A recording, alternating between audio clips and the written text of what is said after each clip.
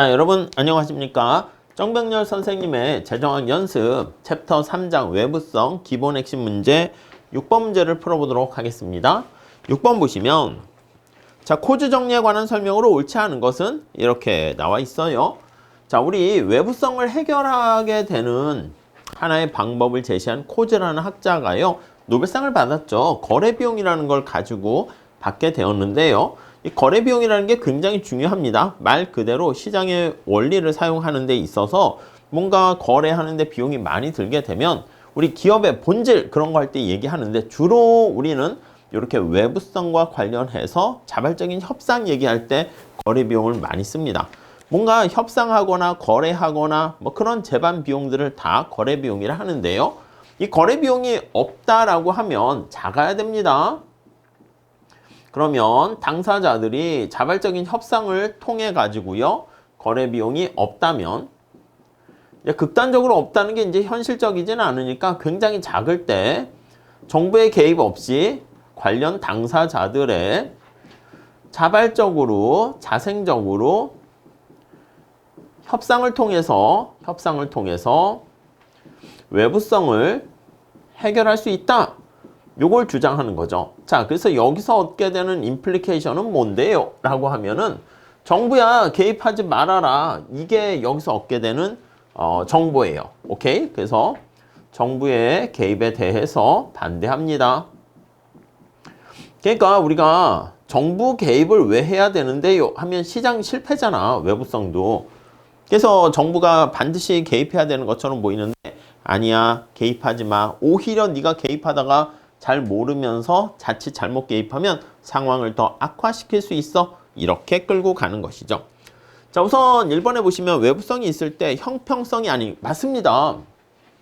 당사자들의 자발적인 협상을 통해서 해결했는데, 보통 오염물질을 이야기하는 어떤 외부성의 가해 주체가 기업, 대기업인 경우가 있고, 피해보는 사람들이 우리나라도 이렇게 뭐 이쪽에 기름 유출이 되었다라고 하면은 이 기름 유출로 인해 가지고 여기에 이렇게 서해안에 다 이렇게 오염이 됐단 말이지. 그럼 가해자는 명확한데요. 여기 보시면 피해자들은 여기에서 일을 하는 많은 사람들이라 할 수도 있고, 대한민국 전체 국민들이 다 또 피해자라 할 수 있겠지. 근데 피해자와 가해자들이 이렇게 동등한 테이블 위에서 협상한다는 게 말이 됩니까? 쉽지 않지. 가해자는 보통 힘이 센 경우가 많습니다.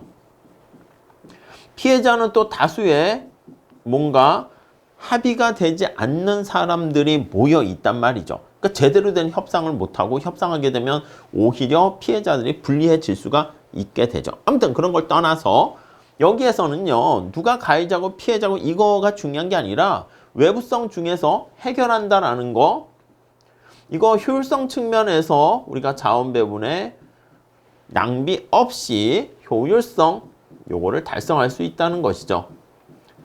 그러니까 여기서 이제 공평성 이런 얘기가 들어가면 안 됩니다. 그래서 그게 바로 여기 나와 있는 코즈 정리의 어떻게 보면 한계다, 이렇게 볼 수 있어요. 되게 중요합니다. 형평성이 아닌 효율성만 고려하는 것이고요. 다음에 2번. 외부성이 있을 때 당사자들의 이해관계와 무관하게, 그래요, 당사자들의 이해관계와 무관하게 코즈 정리를 적용할 수 있다, 이렇게 되는 것이고요. 다음에 거기 보시면 3번 외부성에 문제가 있는 경우 재화의 과다 또는 과소 공급을, 그래요, 이게 바로 시장 실패죠. 해결하는 하나의 방법이다. 오케이, 맞고요. 다음 4번 정부가 환경세를 부과해서 당사자의 한쪽의 책임을 지우는, 여러분 이거는 코즈 정리가 아니라 피고세 아니겠습니까? 그래서 내용이 틀린 건 아닌데 코즈 정리와 관련된 것은 그건 아니라는 거죠. 이해 가시겠어요? 자, 그래서 어느 한쪽의 책임을 지우게 돼서 피고세로 적정하게 최적 수준에 맞춰서 세금을 때려서 효율적인 자원 배분을 이룰 수 있어요. 내용은 맞지만 코즈 정리는 아니라는 거예요. 오케이? 그래서 답이 4번이고요. 다음 5번.